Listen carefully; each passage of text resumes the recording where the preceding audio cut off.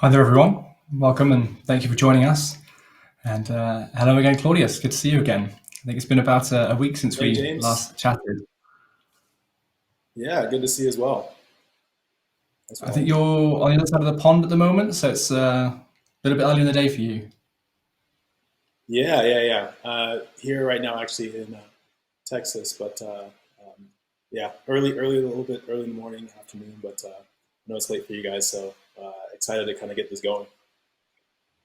In that case, good morning. Thank you for joining us. So let's get straight to it. Let's talk about a highly topical issue and something that I think we all appreciate is equally relevant and challenging at the moment. There's a lot of news right now about layoffs happening. Twitter, obviously, are quite famously putting out a lot of information right now, and very publicly, we're seeing what's going on there. I think we'll see as a result of this conversation that maybe there are some things that could go slightly better there. We're also seeing companies like Made in the UK shutting up shop, and an email came my way earlier about I think 90 odd people being laid off at that company. So working out how to handle these difficult situations, how to navigate them, is really the aim of the conversation today. And fortunately, Claudius has a lot of relevant experience that we're going to touch on a little bit. So I've seen the talk, Claudius. You gave a talk, I think, back in April earlier this year about the 7 layoffs in 7 days that you had to make. It's available on CTO Connection if you want to come watch that talk. But for those of us who haven't seen that, who maybe aren't familiar with the company, could we start maybe by talking a little bit about the company that you were in, sort of the size and the makeup and the shape, so that we have a good sort of starting point to understand the position that you were in when you had to deal with this difficult problem. Yeah, definitely. And I want to make just one quick correction. So I didn't have 7 layoffs in 7 days. The title was a little bit intentionally provocative, but what I did experience was my experience with layoffs, and then I reached out to my network and got a chance to sit down with other CTOs, seven in total, that gave me lessons learned from their experiences, and so that's where the 7 layoffs in 7 days comes from. But ultimately, yeah, I wanted to really share my experiences learned from layoffs. As we kind of touched on, layoffs are a part of doing business, but they're often uh, shied away from.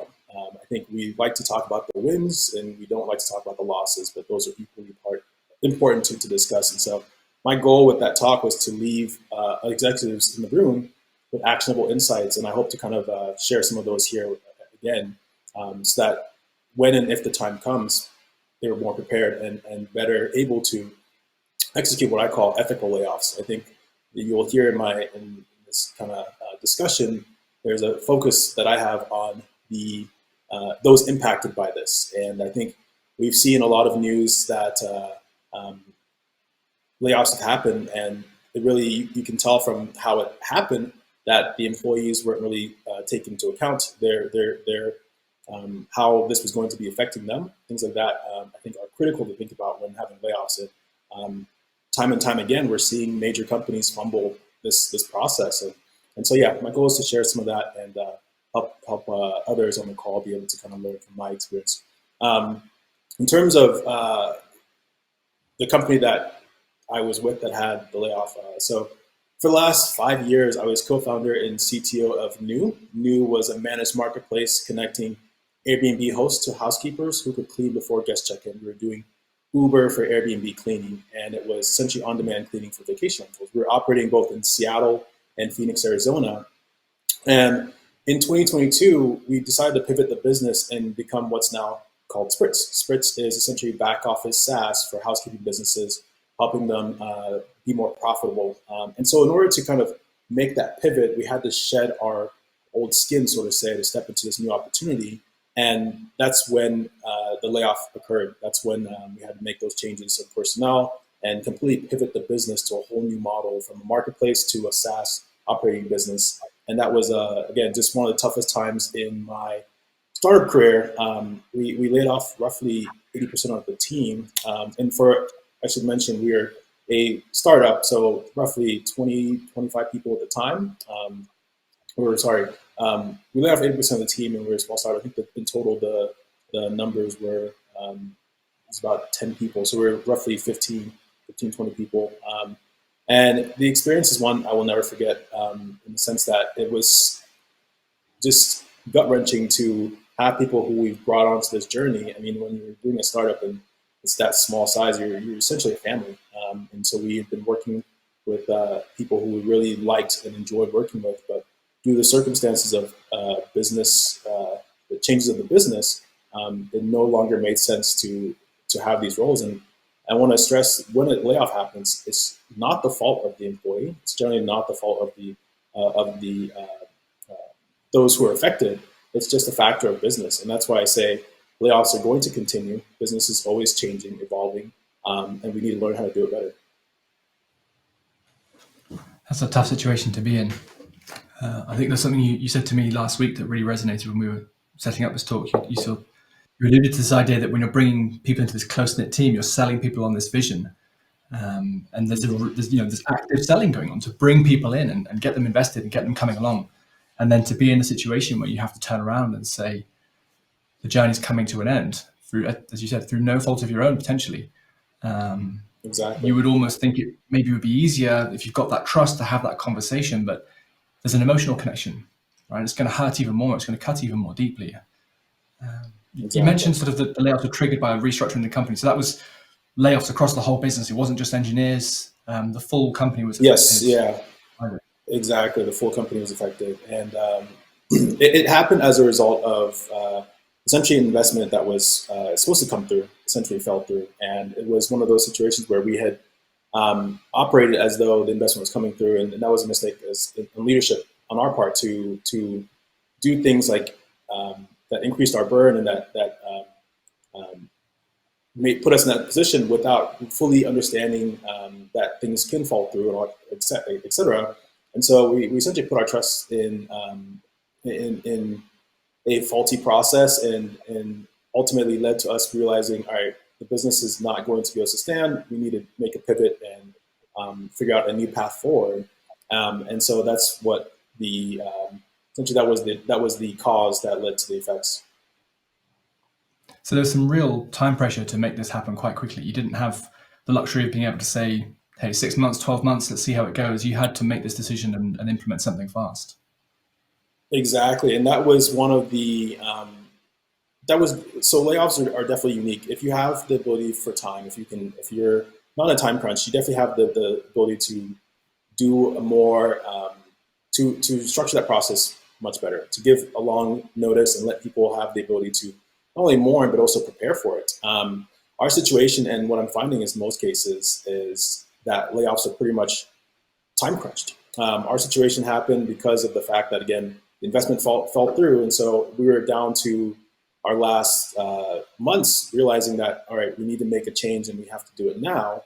And similar to some of the layoffs happening now is going into the holiday season, which is particularly even difficult for employees and anyone having to go through this, just because you know how difficult, again, having to have this happen to you during the holidays is, and not being able to kind of focus on your holidays, and now you've got to go back in the market looking for jobs. But it was difficult in that sense because, again, we didn't have the luxury of time to really execute this as effectively as we had hoped. And I think that was really one of the big things from my experience, why I reached out to my network, was because I felt that I was woefully unprepared for what had happened.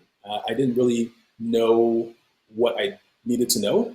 And if we had had time, I'm sure I would have reached out to my network prior to and gained these insights before. But just due to how things organically fell into place, I can only do the research after the fact and kind of collect these insights. But mostly did help me know where my experience fell in the continuum. I wanted to kind of understand, because I didn't know, again, this is my first layoff experience. I didn't know what is a good experience, what is a bad experience. And so being able to chat with others gave me a sense for where my experience fell on that continuum. And then again, I was able to learn those insights to take forward with me that we want to share here today. So that network was a real asset then. Let me ask a little bit about that, because I think, obviously we're part of a network now. We're part of a group of people, and if you wanted, you could go to Slack and you could go to various mailing lists and reach out to people. But it seemed like you got quite a good response. I think you said you got, more than you can count on one hand number of senior execs willing to kind of contribute and help in that process. Was that just outbound email? You already knew those people and they kind of came back? Did you have to, bribe them with coffee? What did that look like? No, yeah, I mean, similar to this community, I'm also part of a CTO community in Seattle, and so essentially, and we meet regularly monthly, and so I was able to tap into that network. I was able to tap into local network of Seattle area CTOs, and I essentially just put a call out for anyone in our listserv who's having experience with layoffs to book one-on-one time with me. And in hindsight, again, I did it because I wanted to understand where my experience fell in that continuum. But I essentially was assembling my own expert panel of layoff experts. And so through those conversations, I learned a lot of key insights, and that helped inform, one, not only where my experience fell, but gave me the tools and ideas and processes to take forward so that, again, should I ever be in that situation again, I'll definitely be better prepared. But like I said, it also helped me understand where my experience fell in the continuum of layoffs in general. Fantastic that people were willing to help. And I suppose in a time of need, if you're talking about layoffs, there will be people that would be up for helping because they probably, having been through it themselves, appreciate just how difficult it is for everyone involved. So exactly, great to have a group of people that can help. Of the help that you got, that's why you need a network. Yes. Sorry, say again. If you're not already a member of CTO Craft, get involved. Yeah, exactly. No, absolutely. No, that's why we're here. It makes a big difference. And we can share a little bit of the insights I think that you got from those other executives that you spoke to. There were sort of 7, I think, topics or lessons that you took away. Learn. And maybe we could look at some of those, especially if they resonated particularly with you. I know when we talked last week, there were a couple you mentioned that were real standout takeaways. I think the first I've got on my list, and you mentioned this earlier, I think, about the holidays coming up. I think it was, I think you said don't take action on Fridays. Was that right? Am I capturing the? Yeah. Really quickly, I think let me take a step back and mention that the CTOs I talked to, several of them worked at Microsoft and were experienced with layoffs at their time at Microsoft. Others worked at consumer SaaS companies. Some worked at public companies like Apple. Others worked in private equity and startups. And so I got a pretty broad range of CTOs and their experiences with layoffs. So that's something I want to share in the sense that, again, these lessons come from different size companies, from startups all the way to big public companies like Microsoft. And so you're right. The first one big takeaway, big lesson is never take major staff action on a Friday. As engineering adjacent people, we're all aware of the fact that, one, you should never be pushing to prod on Friday. The adage, don't push to prod on Fridays, makes sense to us because we know on Fridays, if there's something that goes wrong, there's no coverage over the weekend, so there's less ability to fix those major issues before they turn into complete outages. And the same applies for layoffs. Like, no, don't deliver critical news like this on a Friday, because if something were to go wrong, you would have little coverage to be able to resolve them before they turn into a major crisis. And the exec who shared this with me, learned this experience firsthand. It was such a gut-wrenching story. Essentially, their company was having layoffs. They made the announcement on a Friday and told everyone they would follow up on Monday. Now, over the weekend, people showed up to work, but one engineer in particular failed to report it. And so they reached out to his family, trying to check in and figure out where he was at. And unfortunately, this engineer, fearing of their livelihood because they thought they were on the chopping block, took their life. And this person didn't show up to work, again, because of that. And it's one of those things where if they had done this not on a Friday, Monday, Tuesday, any other time during the week where you can check in the next day, you don't give someone that time to really kind of think the worst.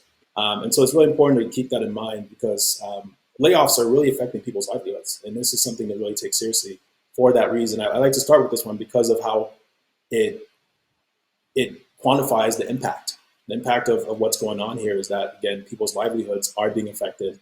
And this is something that must be dealt with the utmost care. And so making sure to give just that little time to make sure that you can check in the next day with people and make sure that they're able to get questions answered, they're not spiraling over the weekend, is really key and critical. And the saddest part about the story is that engineer wasn't even on the chopping block. Like, this person was not going to be let go, but now you've lost the person as well because of just a fumbling of when you made this announcement. So it's just a tragic loss for no reason, essentially. Yeah, that's horrendous. That really is horrendous. Action on Fridays almost doesn't do it justice, right? I mean, you want, I'm thinking you want therapists, you want sort of a real support network in place for people if you're going to be making an announcement this impactful. There's definitely levels to which to think about this, and you're right. I think if you are expecting that you will need to provide care and therapy for people, definitely make sure you have that on hand. Generally, what happens is you're able to, because when you make the announcement, people have questions organically. That's just what happens. And so you want to be there to be able to answer those questions right away. I mean, if you think about the situation, if the manager was there to let this employee know, hey, you're not on the chopping block, this would have never happened. They would have been able to run the weekend and felt fine coming in the next day. But because they didn't allow employees to ask questions, follow up, that is what led to this situation. And again, there's levels to it, and where you can definitely provide therapy and assistance, mental help in that sense. But just doing the small thing of not delivering this news on a Friday, letting people's minds spiral, goes very far. Yeah.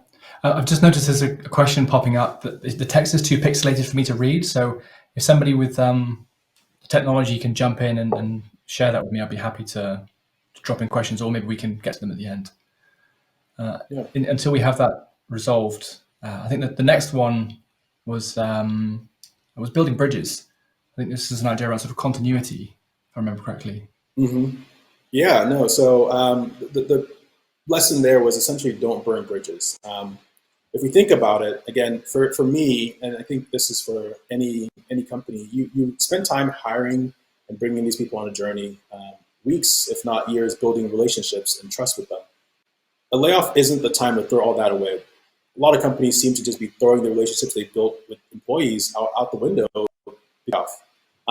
What numerous CTOs recommended was that we should be focusing on building bridges, however you can, whether it's making intro to their next opportunity, connecting them, opening up your network in your LinkedIn to whoever they want to reach out to, offering recommendations, open calendar, open policy for them to be able to come in and ask any questions. Those are the types of things that build relationships during this period. And so it's important for anyone really executives going through a layoff to really do their best to help connect people to the next opportunity if possible. But even more so, again, you can do it as simply as just having an open door policy where anyone can come in and ask questions for you. There was a CTO who I talked to gave me a story of the time where he had a layoff. He had laid off an employee, and several years later, the CTO was looking for a role. This employee who had been laid off went on to start his own company, and the employer reached back out to the CTO who had laid him off, asking him if he would come in and work and be the CTO of this new company. And because of the fact that he built bridges during that time, this employee felt that this was still someone I would love to work with, felt that they were treated with respect and empathy during that time. And so there was no bridge, there was no love lost there, and they felt comfortable reaching out to this person. So again, you never know where your next opportunity can come from, so don't burn bridges and ruin the opportunity for something good to come your way, especially as who's executing a layoff. That's something to really keep in mind.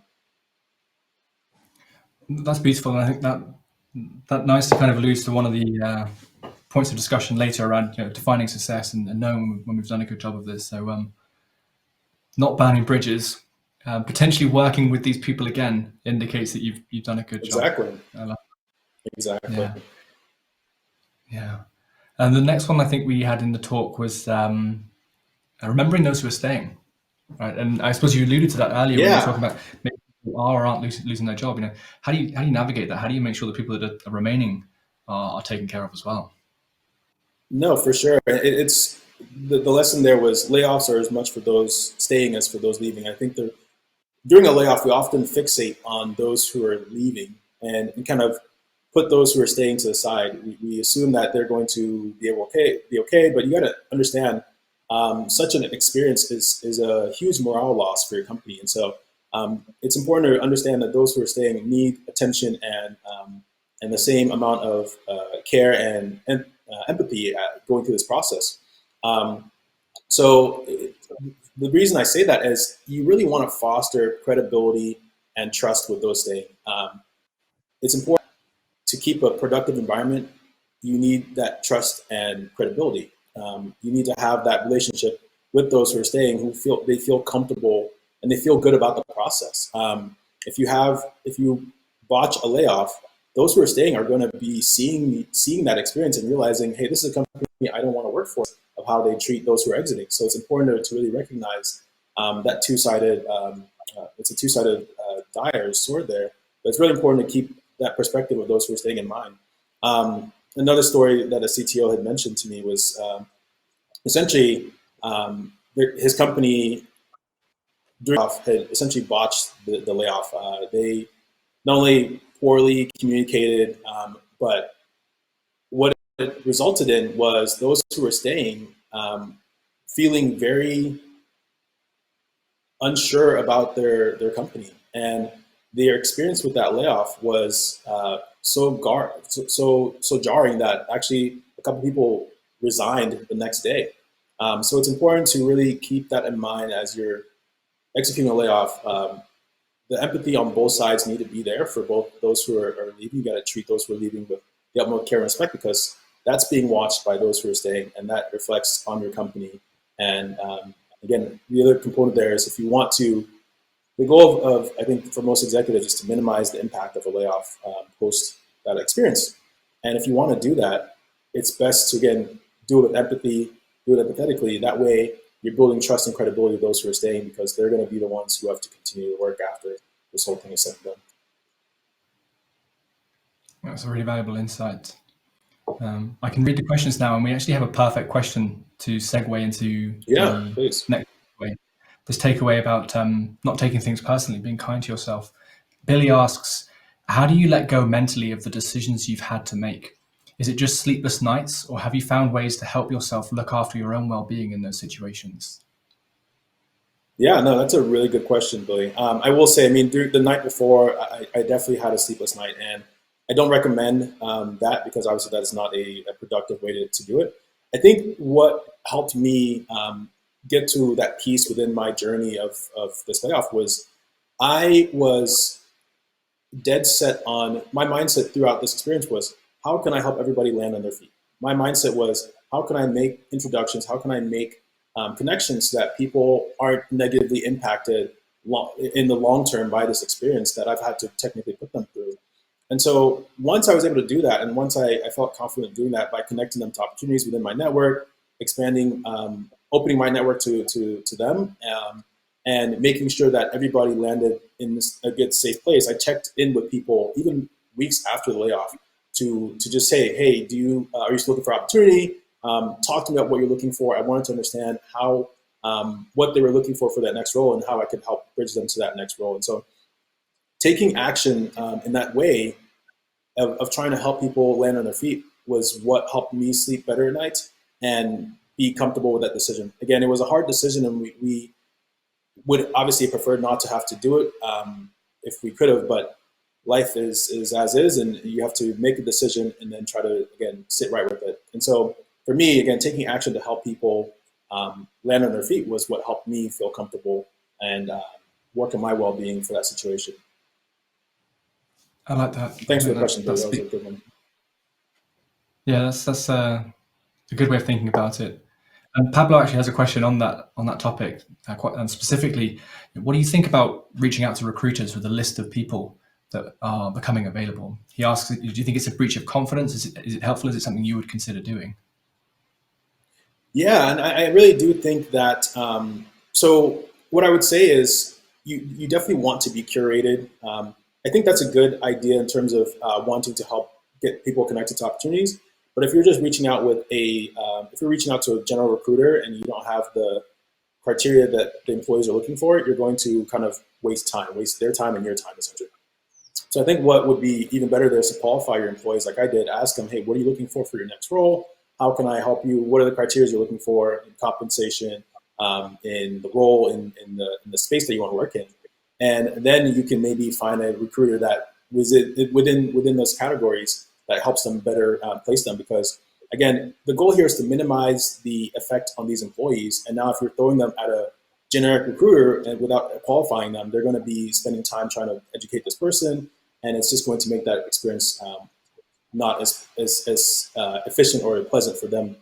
So my mindset there is always think about how it's impacting the employee, and is there anything you can do to remove the friction as you're trying to help them?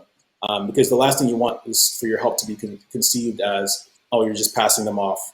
You really want to be helpful here, and so the goal is to take time and again, educate yourself as to what roles they're looking for, and then you can do that. But that's a great suggestion again of reaching out to recruiters. Just filter that recruiter so that you have a good sense of that this is a good connection for this employee, because again, their time now is really valuable and they want to be using it to the best of their ability. And then the other component with regards to breach of confidence, you can simply ask the employee, hey, is it okay if I connect you with a recruiter? I want to help you land on your feet. So you essentially let them opt in. Some may feel that I can do this myself, or I don't maybe want my information out there. That's perfectly fine. But to those who would love their help, and I assume that's going to be 99% of people, just ask them if they want to opt into you helping them in that way. I have another fantastic question for you, Claudius. This is a perfect segue into another one of the takeaways for you. This question is from Timothy. Yeah. Timothy asks, is it ever a good idea to cut slightly deeper than you need to in order to avoid a second round of redundancies and pay those left in the company properly? How do you think how deep to cut when you have to make the hard decision? Oh my God, Timothy! Yeah, this is hitting right on the head of one of the lessons. So I'll tell the lesson, then I'll answer the question. So the lesson that I learned as well is to cut deep enough so you only have to cut once. And Timothy, again, you hit it right on the nail on the head there. And that advice came from CTOs who a CTO who is uniquely familiar with back-to-back layoffs. Layoffs in generally suck for everyone, especially employees, and it's tough on morale already. If you have to cut, then make sure you're only cutting once to ensure it doesn't have to happen again.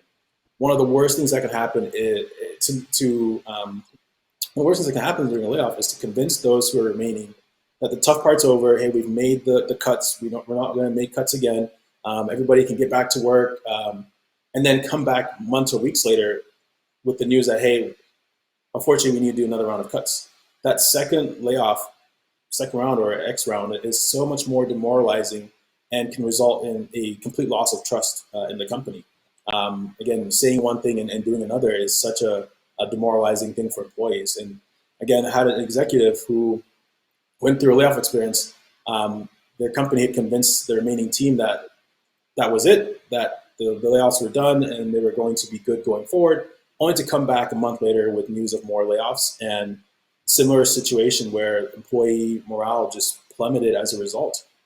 So to Timothy's question, yes, you definitely, it's important to think about the future and important to think about not having to do this twice or X amount of times. So obviously each situation is different. I can't advise you on how deep to cut, but the general maxim is cut deep enough so you only have to cut once. Whatever that means to you and your company, figure it out, because ultimately the thing that can kill you is to make multiple rounds of layoffs. One, promise that you've only done one and you only need to do one, but then come back and make multiple rounds of layoffs. That's such a, that can be the death of a company. It can be the death of a business. Fantastic. Thank you, Claudius. If I didn't know better, I would think Timothy had access to our Google Doc. That was a perfect question. Thank you, I think he did. Yeah. In the brief amount of time we have left, I don't know that we can cover the other two takeaways from your talk. So I'd highly recommend people go and find that online. It's a great talk, and Claudius goes into more detail.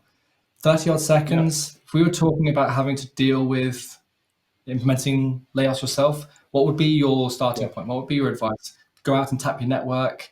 Is there a website where you can find a plan? What would you recommend? Yeah, if you've never done it before, definitely reach out to your network. Again, I share some insights from my experience in that talk, so check that out as well. There are, in terms of like properly executing one, obviously the steps are different for different companies and what stage you are. There's other things to consider, like severances and et cetera, and that's individual to each company, so you have to kind of figure that out for your company.